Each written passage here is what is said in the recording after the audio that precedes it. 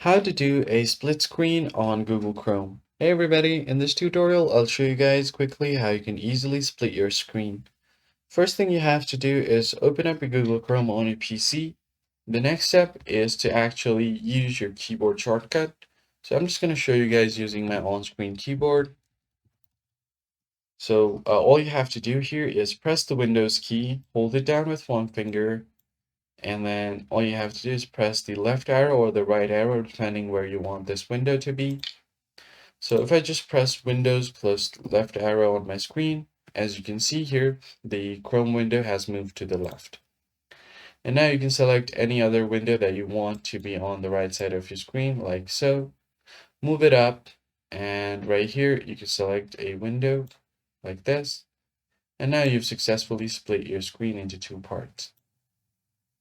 Now if I just close this out, if you want Chrome window to be on the both side, all you have to do is open up a new tab and simply drag it and then drop it on the other side of the screen. Now go up like this and then drop it on the right side. Now select the window that you want here, and once that's done, you're good to go. So that's pretty much it, guys. I hope this tutorial was helpful to you, and I'll see you guys on the next one. Thanks for watching.